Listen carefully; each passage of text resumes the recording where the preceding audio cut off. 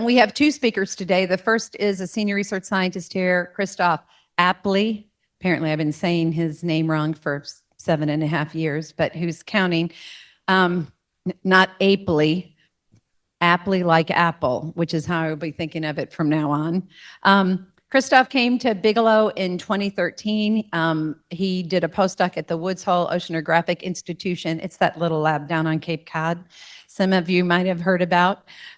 He has a PhD in environmental chemistry from the Swiss Federal Institute of Technology in Zurich, and a master's degree in chemistry from the University of Bern in Switzerland. His research focuses on organic matter, and a few years ago, he took a sabbatical, which is a wonderful thing for a scientist to be able to do, because you go to another institute and you learn something completely different that you can then bring back to your home institution. And he very fortuitously, although I don't think we knew how fortuitous it was, he went back to Switzerland to do a internship or a sabbatical on PFAS, or forever chemicals, which he's going to be talking about today. And he is joined by Hannah Sterling. Hannah joined us 3 years ago. She is a research associate. She got her degree, not one, but two, one in marine biology and one in chemistry, because why not do two, from Roger Williams University. She was an REU, which is a research experience for undergraduate here in 2021. REU programs are funded by the National Science Foundation, and they are in all science and engineering disciplines.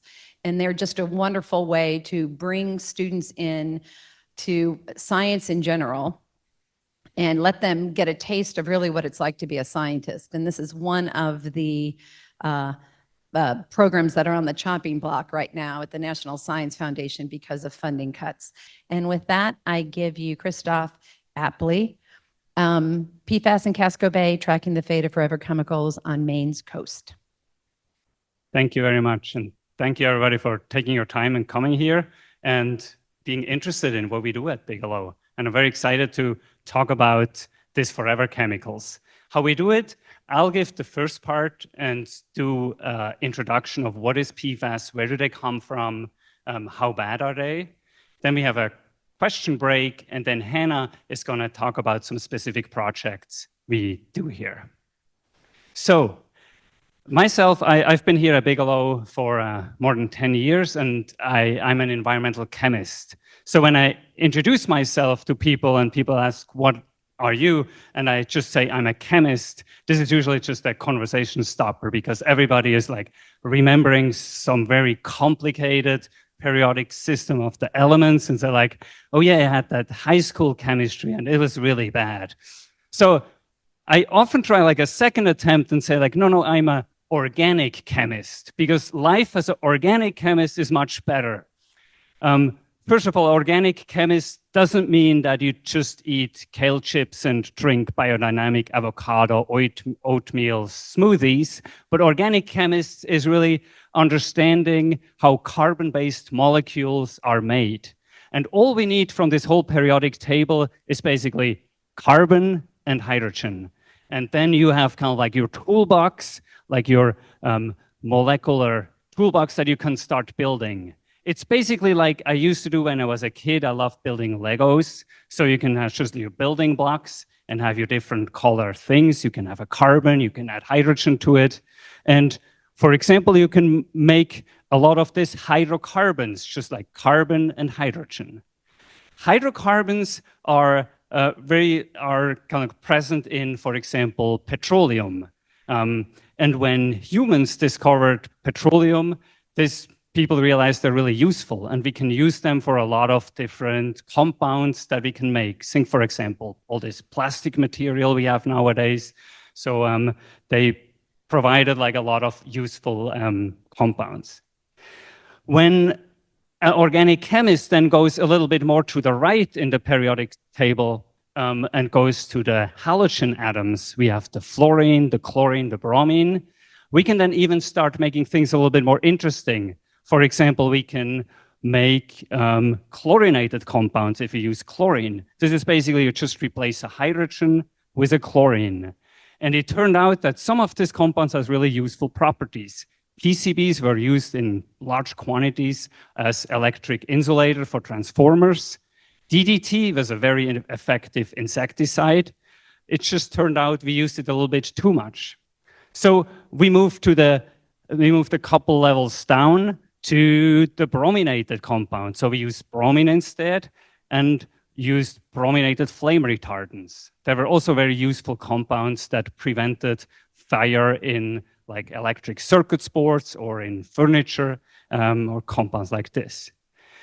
This, however, also turned out to be a problem, and what we're working on now is the fluorine. So we just work on our periodic table of the elements and replace all the hydrogens with fluorine, and we have PFAS compounds.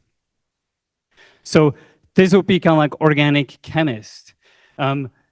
However, when you then look at these compounds in the environment, you are an environmental organic chemist. So you look at all these compounds that humans produced in the environments. And what I try to understand is, where do they travel? How do they get there? How are they transformed? What are potential effects? How can they be taken up in organisms? So this is just an example. We can go in the ocean and take a sediment core. So sediment is basically just the mud out in the ocean. We drill down, and then in each section, this corresponds to a time point where this like sediment was deposited on the ocean floor. And the deeper we go, the more back in the time we can look. So the deepest one would be very old, and the top one would be very new. So this is an example what we can look at these PAHs, these hydrocarbons in it, and we find a concentration gradient. So on the x-axis here, we have concentration. The more to the right it is, the higher it is. The more to the left, the lower it is. So at the very top, we have almost nothing. And somewhere we have a peak. And this peak corresponds somewhere in the 1930s to 1980s. And at the bottom, it goes down again. So obviously, there was a time where there was a lot of PAH input in the environment. We can then look at PCBs. This is another very similar behavior, just the peak is a little bit higher up, showing that at a later stage, we released all these PCBs in the environment. Then you can go to other organochlorines, like this DDT insecticides. You can go to the brominated flame retardants. And finally, you arrive at the PFAS. So when, as an environmental chemist, we look at a core like this and analyze these compounds, we can clearly see we're now in the age of the perfluorinated compounds of the PFAS. So let's talk a little bit about this. What does PFAS stand for? So officially, it's the per and polyfluoroalkyl substances. This is obviously kind of like a complicated abbreviation. And I asked ChatGPT to come up with some better explanation for this. And it came up with persistent, freaky, artificial substances. And I think that's a good way to remember it.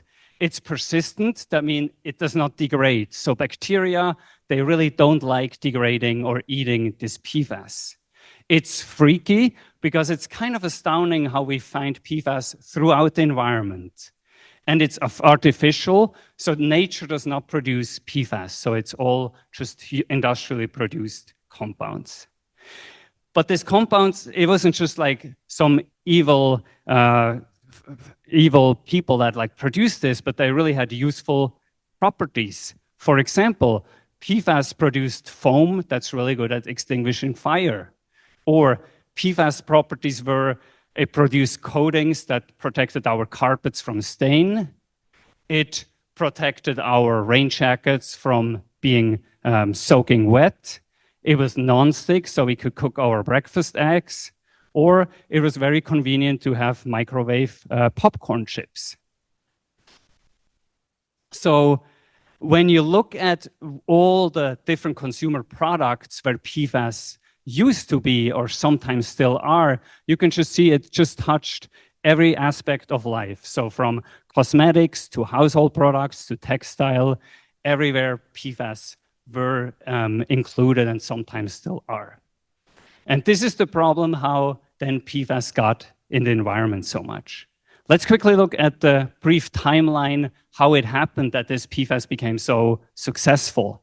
It all started all the way back in the 1930s, where Teflon was accidentally discovered. Actually, people tried to optimize some refrigerator coolant. So it was a new product for making the refrigerator work better, and they discovered Teflon. Teflon as such was then used in multiple applications, originally just in industrial or military application. For example, during the Manhattan Project to produce the atomic bomb, that was very useful. After the World War II, it made its leap into just the consumer market. And the non-stick cooking pan were kind of like the main thing that promoted Teflon. And Teflon as such is not really a problem, but it just turned out that PFOA, one of these compounds, we can name it the pioneering fluorochemical of atrocity, or if you're a chemist, you can call it perfluorooctanoic acid. That was like essential for producing the Teflon. A little bit later, people experimented more and found this other compound, PFOS, which stands for pans, foam, and on surfaces, because this was a compound that was really good for coating surfaces, textiles, or being in firefighting foam. So these were kind of like the two main compounds that spread throughout the world. Really in the 70s, it took off and PFAS were just everywhere. Later than in the 2000s, it started the big realization that we went too far and that PFAS can be detected everywhere. This led then to increasing ban on some PFAS, phasing out of PFAS, litigation, lawsuits, and regulation. This is also reflected if you look at the worldwide production of PFAS. This here shows on the lower axis is just the time, and on the y-axis it shows how much PFAS were emitted by industry. And you can see in blue, that's like the Japan, Western Europe, and US, the production went up rapidly, but then after the 2000s, it went down because we had this realization that we should not produce PFAS anymore. But the bad news here is it didn't just stop, it mainly just shifted to other places in the world or to other compounds that were still PFAS, but not this original 2 PFAS anymore. Because if you look at the whole composition of PFAS, the whole group of what we call PFAS, it's really more than 4,000 different industrially produced compounds that share some properties, but that can be quite different. So the PFOS and PFOA, I showed the structure in here to the right. This is really just the top of the tip of the iceberg. Underneath, you have in orange and purple a lot of compounds that just are slightly different than these original compounds. So the chemical engineer that thought we have a problem with this PFAS, they thought like maybe it's a good idea just make them one carbon chain longer or one carbon chain shorter. But apparently, so obviously they still had the same problem. So the chemical engineer went even further and then to the green compounds and started modifying some functional group, adding some oxygen, removing some fluorine, adding some hydrogen. That's like also still PFAS, but they're kind of like the next generation. And in blue represents just all the other PFAS compounds, everything that has some organic fluorine in it that's produced worldwide. So how do this PFAS now get into the environment? Because we said we can detect it everywhere. So how it all starts is with industry. So industry produces them and produces consumer products. So on one hand, these consumer products eventually end up in landfills. This is one pathway how then the PFAS get into the environment. The other pathway is just in industry effluent, or industry produces something like firefighting foam. This is this AFFF, aqueous film forming foams, that are directly applied in the environment and are directly brought into the environment. So with the effluent and the consumer products in the landfill, the waste infrastructure we have plays then the next important role. This is mostly wastewater treatment plants or landfills. So the landfills, they were not really made with PFAS in mind. So the PFAS, they have this water-hating part, the green one, but also they have this really water-loving part.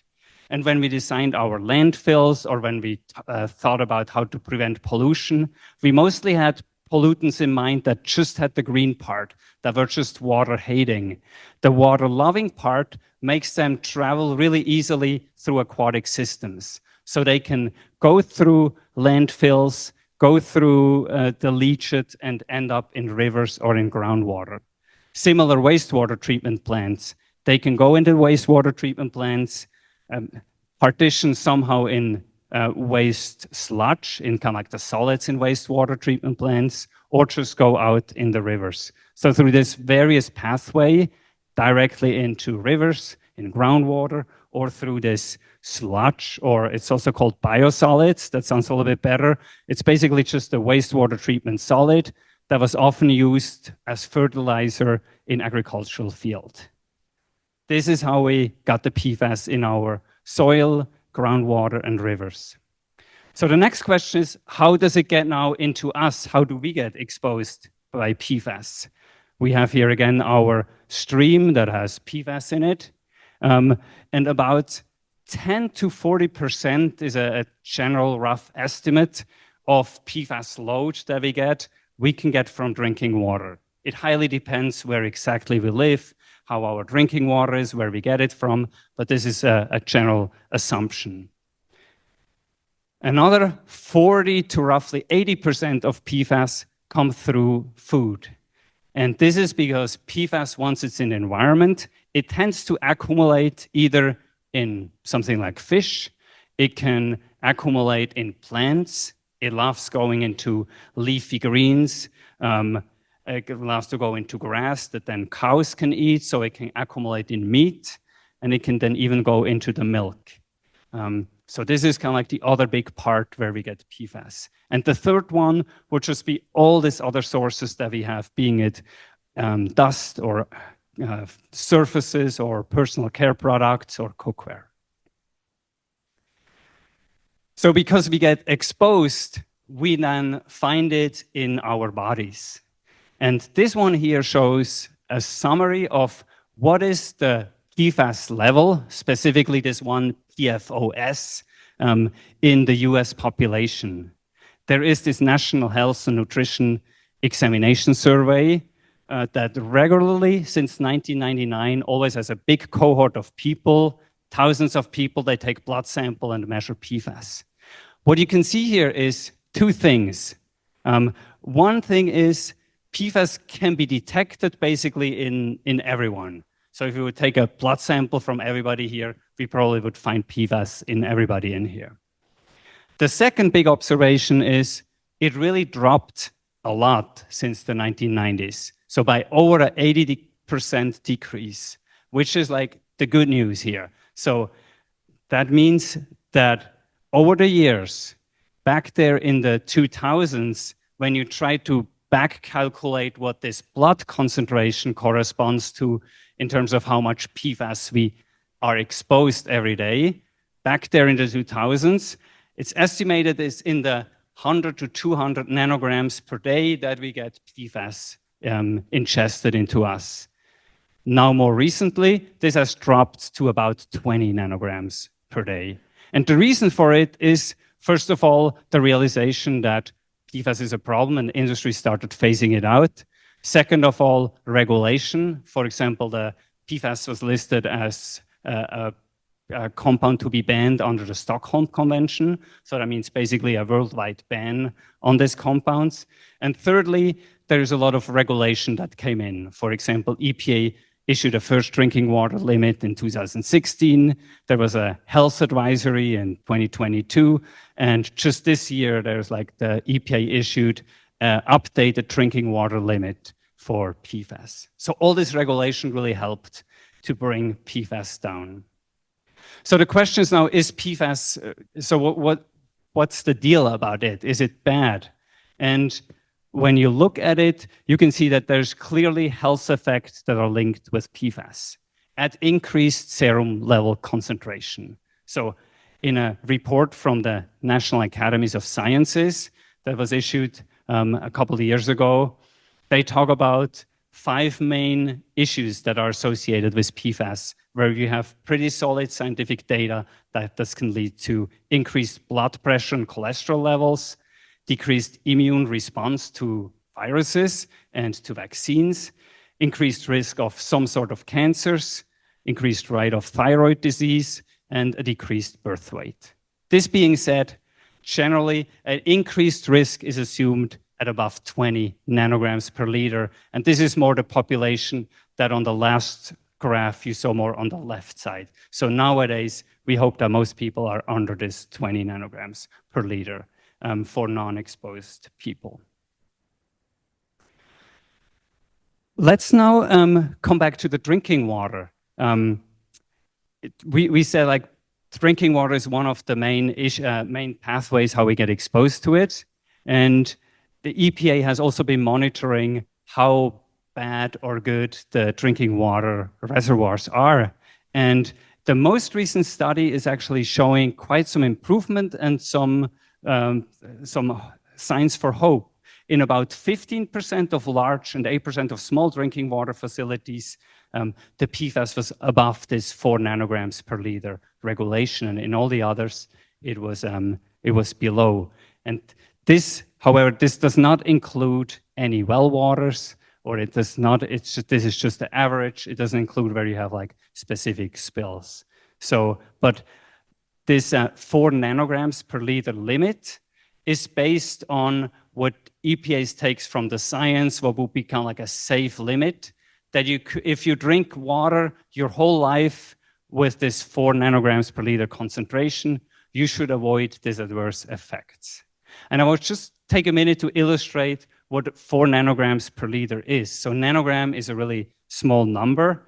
And if you think of an Olympic-sized swimming pool, that's about 660,000 gallons of water.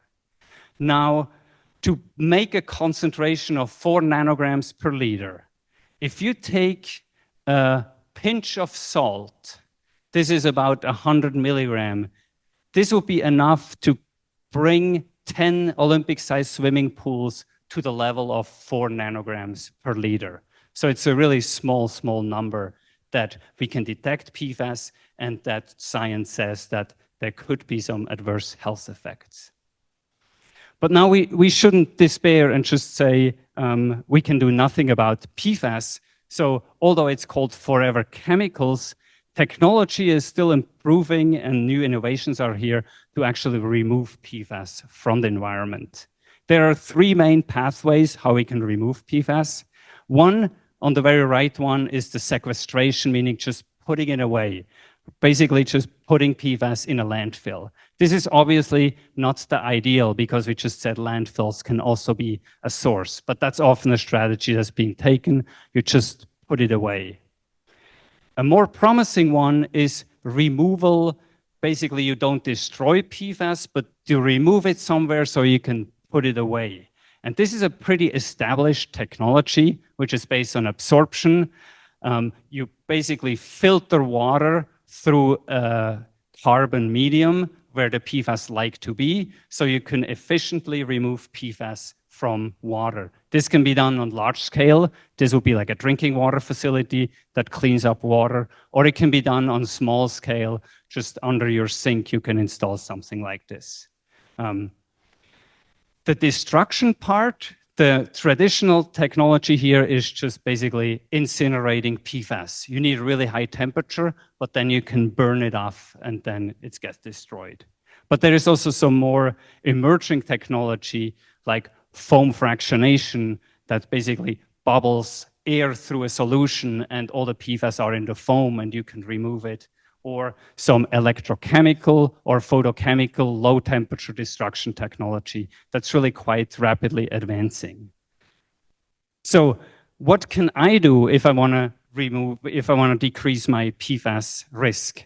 So first of all, I think there's a lot of information out there. This is, for example, the website of the Department of Environmental Protection. I think I can also be very careful of using PFAS-free product and try to get informed where PFAS are and choose products that don't contain PFAS. And if I fear that I'm being exposed, I can always remember that the main 2 sources could be drinking water or food items. So if I have a house that is really close to a potential sludge spreading site, it might be an idea to do a well test and see whether my well water contains PFAS or not. In terms of the food, in Maine here, we love fishing and hunting.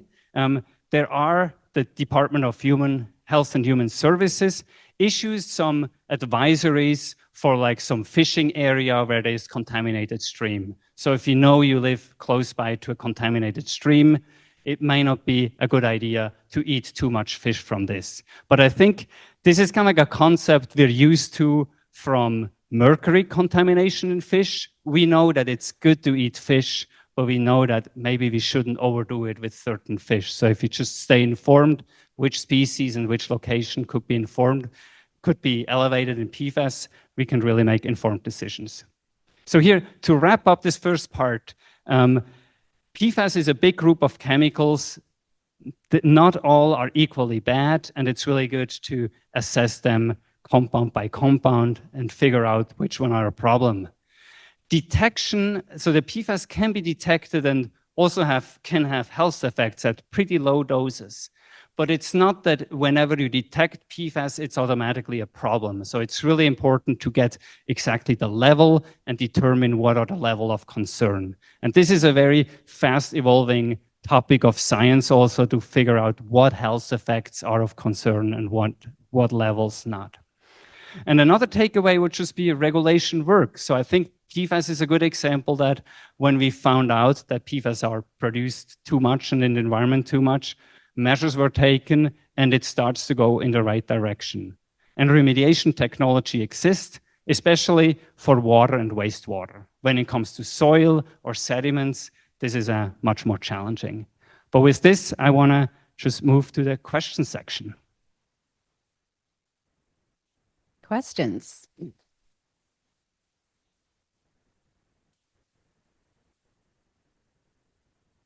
Do we know, is data available on how much PFAS is in atmospheric deposition? So the question was whether there's data available about the atmospheric deposition. And this is an interesting pathway that I really talk about. So PFAS can also be it's not volatile per se, but it can sorb to aerosol and can be deposited. I would say the data of this is a little bit more sparse. What my sense is that atmospheric deposition can be important if you live close to facilities that produce PFAS. Other than that, I think often the main source of PFAS is runoff or spills or like more brought through the waterways. Yeah, but it's maybe also a little bit a knowledge gap to get quantified this atmospheric part of that. Thanks for their talk. Two questions. One, you mentioned that some PFAS are more concerning than others. Could you talk a little bit more about which ones are most concerning and whether we're taking care of those here? But I'm also interested, you showed PFAS are still being created in other parts of the world. Are you working with scientists in those places to study what's going on there? It seems like we may have tackled it here in the US, but I wonder if the production happening in the other parts of the world are going to be a problem. Yeah. To your first question, it is known that so the worst compounds are unfortunately this original one, the PFOA and PFOS. In most toxicity assay, they show the most effects. So in a way, the products we made afterwards are a little bit better, but they still have toxic effects there. That being said, science currently cannot really keep up with 4,000 different compounds. So we might still miss out on some PFAS for the toxicity assessment. For your question about worldwide, I think it is a topic that studies in a lot of countries. Unfortunately, it's more the richer countries that do their research, and there is not that much data out there in some other parts of the world. So there's definitely a gap in knowledge that we have for that. When? Thanks, Christoph. Maine has a lot of pride with its organic farming, and we read in the paper that there have been PFAS in farming communities because people were encouraged to use sludge as agricultural fertilizer. Is there a way to remediate this valuable farmland, or if it's a forever chemical, is it in the ground forever?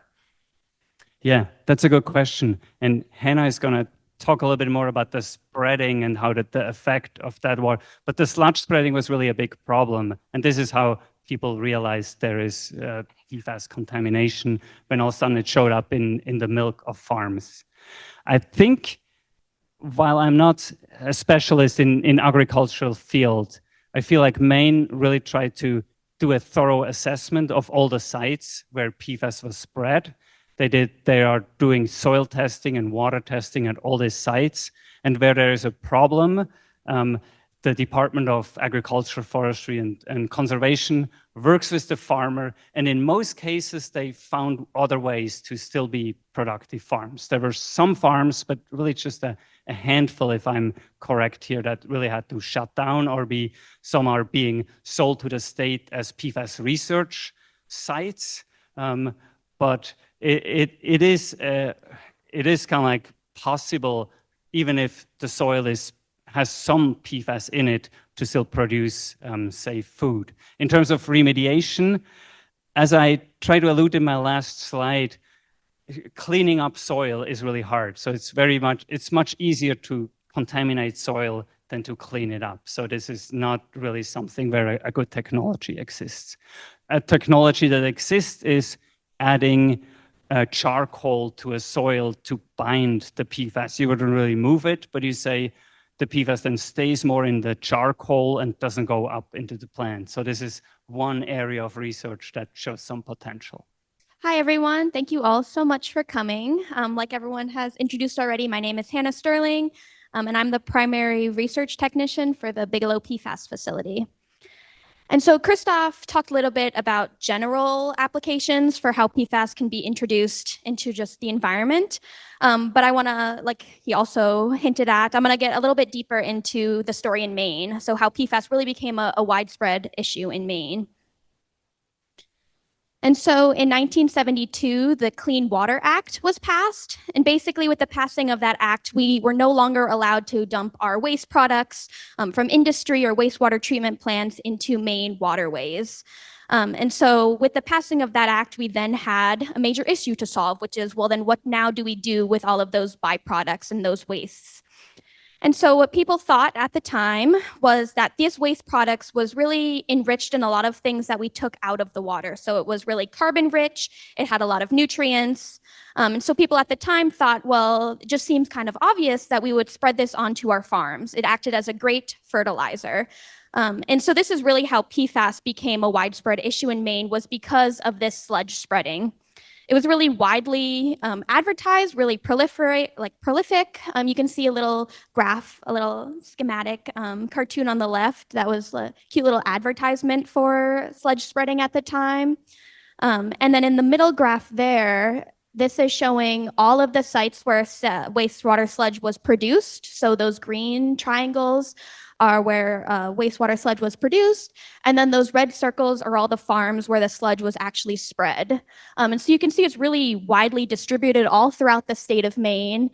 Some years, up to 2/3 of the amount of sludge that was produced was spread onto farms. So again, really, really prolific. Some years it was even up to 85% of the sludge that was produced was spread onto the farms. And so in 2021, Maine realized this was a problem through just testing some of the soil. And so they passed this law in 2021 that required all farms that spread sludge to have their soil tested. And so this is the job of Maine DEP, Department of Environmental Protection, to test all of those farms that had been spreading sludge. And so they had been testing these farms, but they also wanted to get at some other, places where this contamination might have spread. So they did some testing of freshwater fish. And so this middle graph is looking at all of the locations where they tested freshwater fish for PFOS. And so those darker circles are where they found fish with higher levels of PFAS present. And they also looked even further up the food chain. This was the graph on the right there is looking at deer. They ended up putting out a do not eat advisory for deer for hunting in the Fairfield area. The original advisory area was set in 2020.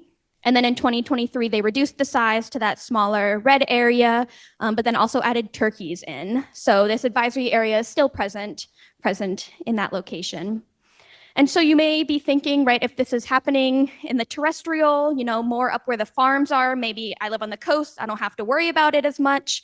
Well, that is unfortunately not the case because Maine has a lot of really great transport systems that can move chemicals all throughout the state. There's lots and lots of river systems in Maine that span really long miles into the interior of the state. So we have lots of rivers that could take contaminants from where the farms may be in the inland of the state all the way out to our coastlines.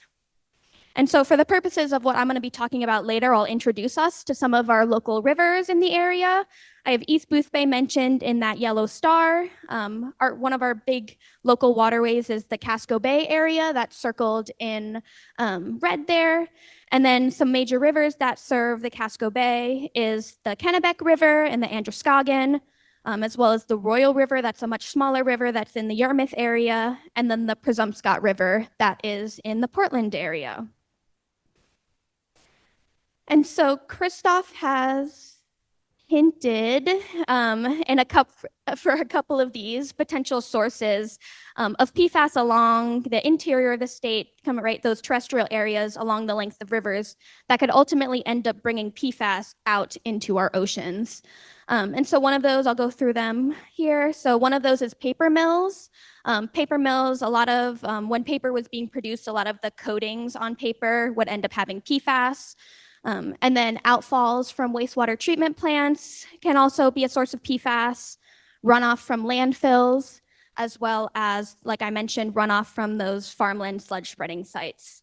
And then another source is firefighting foam spills. I'm sure many people here are familiar with the AFFF spill in Brunswick.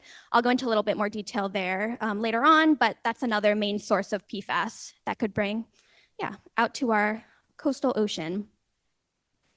And so here is a map that shows all of the different testing that Maine DEP has been doing for PFAS.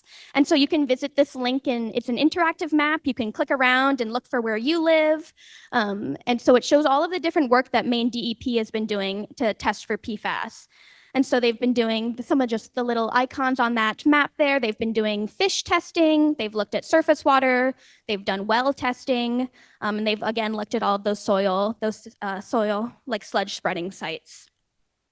And so then us as, at Bigelow, us as ocean scientists, we looked at this and said, well, that's a lot of land testing.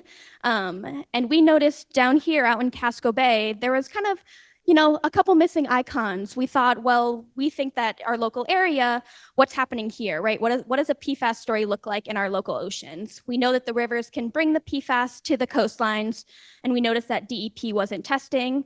And so that was the real kind of spur to our next project, our main project that the Bigelow PFAS facility has been working on. And so this is our main project that we've been working on for the last couple of years. It is in collaboration with the Portland-based nonprofit Friends of Casco Bay. And so basically here, this is a map of all of our testing sites. So we had 92 testing sites all throughout Casco Bay region. So down to Portland, up to Brunswick, up some of the main rivers, the Presumpscot, the Androscoggin, and the Kennebec. And yeah, both land and ocean-based sampling. And so the main goal of this project was to get a baseline. What does background PFAS concentrations, what should we expect in this area? We really had there's no data basically prior to this study that had any, we just didn't know what to expect. And so another goal of this project was to see not just what the background baseline was, but how does it change over time? So with this project, we ended up sampling 3 separate times in the summer, fall, and spring. We went out in September of last year, October of last year, and then we recently went in June. And then another goal of this project was to start to look at the sediment story. And so we gathered sediment samples at 50 sites. And basically, we know that sediment can be a real big reservoir of PFAS. And so we wanted to see, right, like what the PFAS story looks like. Is there anything that we can expect that's different than what the water says, or like a similar story? And in this case, sediment can mean a lot of things. It kind of depends on what location you're at. It can mean ocean mud if you're out in the ocean. It could mean sand if you're on a beach, or soil. So it's kind of any of that, yeah, sediment, I suppose. And so now here is some photos of me out sampling and some of the cool places I got to go to. So on the left there's me sampling for sediment on the boat. What I'm scooping out of is something called a ponar grabber. And that's something that we can send off the side of the boat and pull up, and it's full of sediment. And then up in the top there, I'm sampling for water. And then down at the bottom there, I'm just doing like a surface sediment scrape. And so I'm out in the environment, which would be really great news to little Hannah, who loved the ocean and loved being in Maine. And so it was a real nice full circle moment for me to be out in the water in Maine, sampling the environment. And down on the bottom there, that's me carrying seawater. And that's basically half of what I do for this job. So it's good to know that some things never change. Yeah, and so here's just another just really beautiful photos of all the great places I got to go to with this sampling campaign, right? Like up in the middle there, for instance, that's the Portland Head Lighthouse. And yeah, it was just a really, really awesome experience to get to go to all these places and yeah, live in such a beautiful area. And looking at all these pictures, and even when I was out, it really reminded me that Maine is not unique in its PFAS story, right? We're not looking for PFAS or finding PFAS because Maine has more of an issue than anywhere else.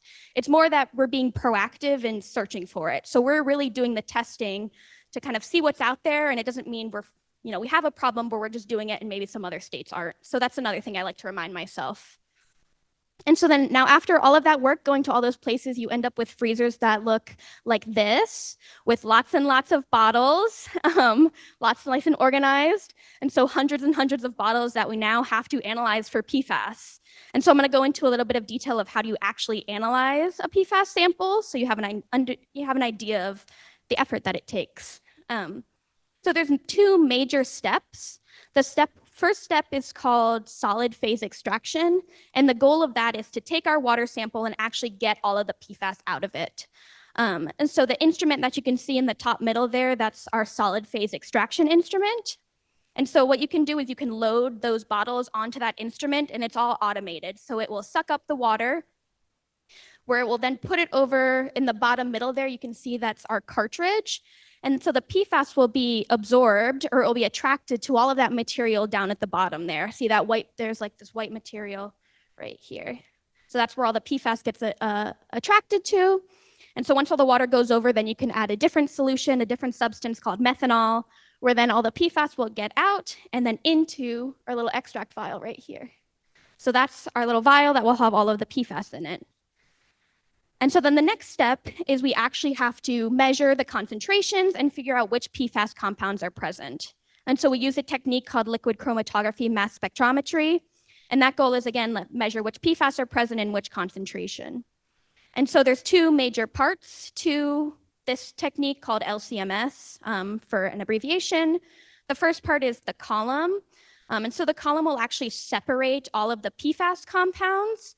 Our method measures 40 different PFAS compounds, so that column will separate all of those 40 from each other, where then it will go through the detector and give us something called a peak for each of those 40 compounds.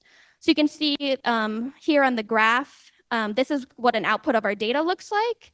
And each one of those peaks correlates to a different compound. So for instance, I labeled PFOA, that peak that's pointing to, that's the peak for PFOA. So we can correlate that peak to a concentration. And so after all of that work, then now we get some results. So I'm going to show you some results from our September campaign for our Casco Bay work. And so just to orient you on what you're looking at on this map here, I have just some points of interest labeled. I have the Portland area labeled, Harpswell Cove, and then again, those main rivers that serve Casco Bay. And each one of those dots is one of our sampling sites. And the size of the red dot is basically the correlated to the total amount of PFAS present. So the larger the size, the higher the concentration. And this is for PFOS specifically. And at the bottom, you can see our results are in nanograms per liter. And so just in general, for all 92 of our sites, we found PFAS at all of them. And so now I'm going to go into a couple more specific conclusions of what we found from this September campaign. So first, we're going to look at our rivers. So rivers generally have pretty consistent concentrations throughout the whole length that we measured. And here I have them color coordinated. So each river is a different color with the circles are the sites correlating to those rivers. And so you can look along the length of one river, for example, and see that the concentrations are generally pretty similar. And something that you can't see on this graph, but we also looked at, is that they generally have unique composition profiles, which means that there's different PFAS compounds present at all the different rivers. So they're really quite unique from each other in their signatures. Our next conclusion was to look at the ocean. And so in general, I have some ocean sites circled in the black circles. And so in general, ocean concentrations were pretty low in PFAS. But what was interesting is that kind of no matter where you were in the ocean, the concentration was about the same. So whether you were right off of the Portland coast, or you were out at the mouth of the Kennebec, or you were up in kind of Middle Bay or Mercoit Bay, or really just out in furthest open ocean sample we found, that concentrations were really quite similar no matter where you went. So that was interesting to see that any sort of coastal inputs didn't really seem to be affected, didn't really seem to affect ocean concentrations. So the power of dilution is really a major factor in I guess, mitigating PFAS in our areas or in our ocean. And so then the last thing we'll notice, which is probably the first thing that you all noticed, is that there's some sites here with some pretty high concentrations. Those big red circles is probably what people noticed first of all. And so those correlated with places that had AFFF or firefighting foam spills, particularly in the Harpswell Cove area. And I'll get into that in a little bit more detail later. And then in the Portland area, it was either AFFF spills or very small, low flow industrial streams that seem to have higher concentrations of PFAS. But as I mentioned, once it gets out into the river and eventually into the ocean, they're really quickly diluted. So the actual mass amount of PFAS coming out of these rivers is really quite small. And so I'll do a little bit of background on the Brunswick firefighting foam spill if you guys are not familiar with it. On August 19, 2024, 1,450 gallons of AFFF was released from Hangar 4 at the Brunswick Naval Air Station. The map on the left shows kind of the path of where the foam went after it was spilled. So it spilled at Hangar 4, where it then went into a series of stormwater retention ponds, and then out through Mare Brook, and then out into Harpswell Cove. And so after this happened, the Department of Environmental Protection did a lot of sampling around the base. They sampled kind of the stormwater retention ponds as well as Mare Brook. But again, us as ocean scientists, we saw that it went out into Harpswell Cove and thought, well, how is this impacting the overall effect on concentrations found in Harpswell Cove? And so after this spill happened, we noticed those high concentrations on our monitoring sites, and then we decided to go out monthly to sample 5 sites in Harpswell Cove to see really how does contamination look in Harpswell Cove really over time since the spill has happened. And so I'm going to show some results from some work we did looking at this spill. So on the left there is a map of our 5 sites that we monitored in Harpswell Cove. So there's an X showing where the spill happened, and then we have sites 1 through 5 moving with site 1 closest to the spill and then moving further away.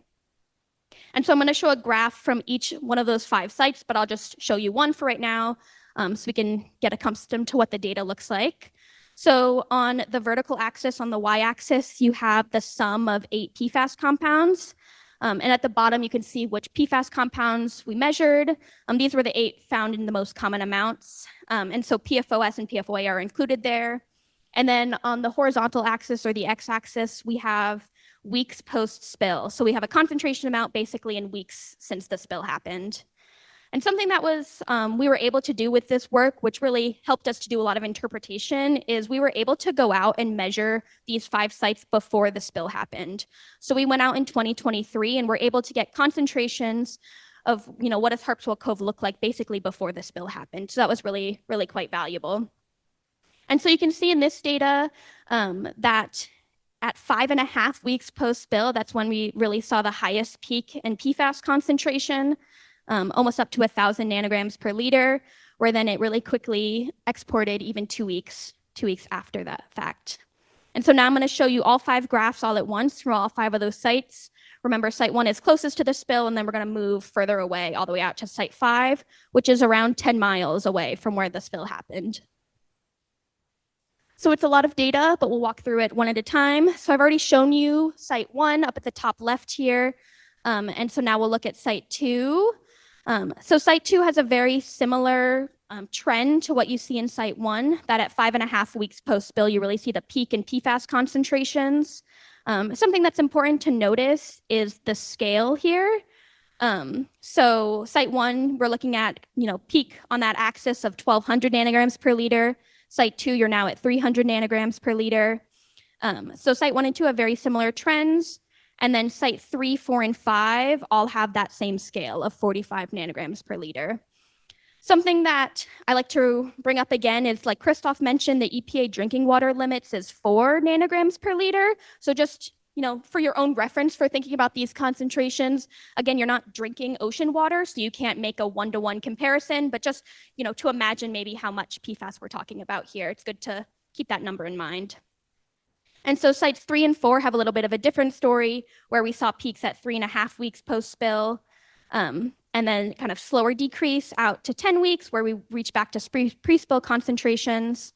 And then site 5, which is now, again, 10 miles away from where the spill happened, we see a small increase over time, up to 7.5 weeks, where then we go back to pre-spill levels after that. And so a main conclusion we can make from this work is that concentrations reached approximate pre-spill levels around 3.25 months after the spill. So for reference, this is in November. And we're still doing some work testing these sites. We're actually going to go out in August to look at basically what concentrations are basically 1 year after the spill. We also collected sediment samples at all 5 of these sites. And so that's something that we still have to analyze as well. And so going back a bit to our major Casco Bay project, a goal of this was to basically estimate where sources of PFAS might be coming into Casco Bay.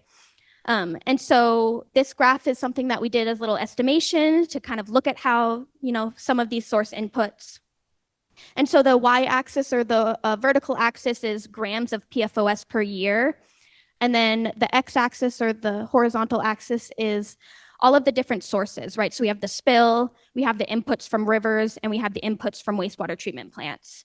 So you can see that by far, the Brunswick spill was the largest contributor of PFAS into Casco Bay. Around 20,000 grams of PFOS was input from this spill. Something that's important to frame here is that it was a one-time event, right? It's not like we're releasing 20,000 grams of PFAS every single year. This was a one-time event.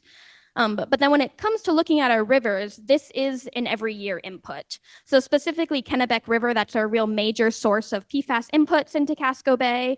And this is, 16,000 grams of PFOS being put into Casco Bay from this river.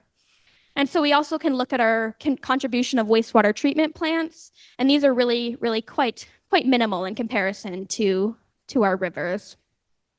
And so looking a little bit into the Kennebec, right, that small bar, 790 grams, those are all the wastewater treatment plants along the Kennebec. And so you can see there's a real missing piece that we haven't yet nailed down. There's a lot of kind of, diffuse sources, right? I mentioned all of the things that could be bringing PFAS into the rivers and then out into the environment, right? I mentioned landfills and farmlands and, paper mills and things like that. And so those are all sources that we think makes up that, question mark, that missing piece. But right, there's still some work to be done on actually nailing those sources down specifically and, finding those, nailing down those diffuse sources.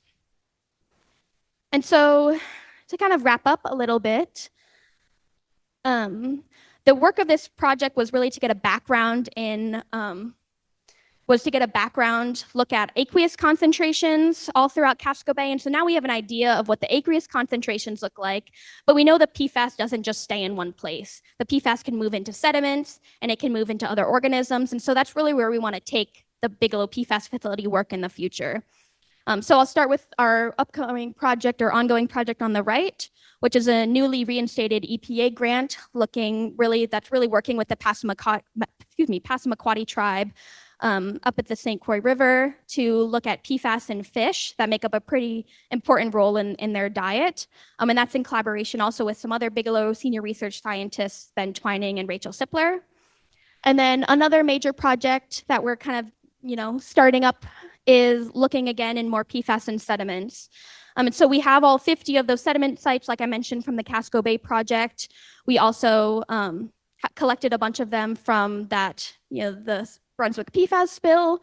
Our summer intern Marjorie got us started on the sediment story. She did a really great job looking at PFAS and sediment cores. So there's her map from where the sediment core she looked at, which each of those colored circles for the 4 different cores. And so that's really got us started on some of our sediment work. And so if you ever have want to know any more information about the work that we're doing with the Bigelow PFAS facility, you can visit our website. I think it's going to be updated pretty soon. And feel free to email us with any sort of other comments and questions that you have. And yeah, thank you so much for coming. Thank you very much. Very interesting presentation. Is there any available data for tuna concentration of PFAS locally and in different geographical locations around the world? Yeah, so I know in Maine, I do not think that they have done any testing. So Maine DEP are really the main leaders in doing a lot of fish testing around the state. And I believe they've primarily focused a lot on freshwater fish. So I don't think that they've done any tuna testing yet, as far as I'm aware of. And then I can't speak to what other states or places are doing. I'm not aware. Hannah, thank you for a very elegant presentation. That was wonderful.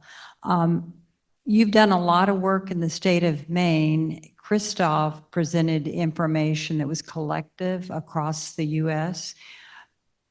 Is there a site that shows the PFAS concentrations across the country so you can look at metropolitan areas, other rivers, our agricultural farms and fields? Is there a global, so we can compare Maine and across the country? Yeah, as far as I'm aware, there's not a comprehensive map, so I'm not sure you can find something similar to what DEP has done with looking at all of those different sort of matrices. I do know a lot of independent nonprofits have been doing a lot of their own accumulating of data. So I know I have been able to find maps with drinking water. So you can look at all the different municipal drinking water sources and find data for what they found for PFAS levels. I can't speak to the website off the top of my head, but I know that those do exist.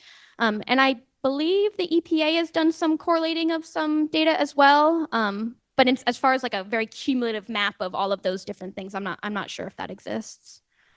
Okay, so I was at a recent conference and they were saying, boy, it sounds like you really have a mess with PFAS up in Maine. And you saw the sources and where it's coming from. It's everywhere. I'm just really proud of Maine for being proactive, because hopefully we will solve it here and then we can show the country how to do it. So this is our third of our 4 talks. Next week, we will have ocean epidemiology, tracking marine diseases to protect fisheries and ocean health. That'll be Maya Groner, Melissa Rocker, and Ren Yoshioka. So come back and see us next week. We thank HM Payson. They're a Maine-based financial organization that has been sponsoring this for many years, and we are so grateful to them.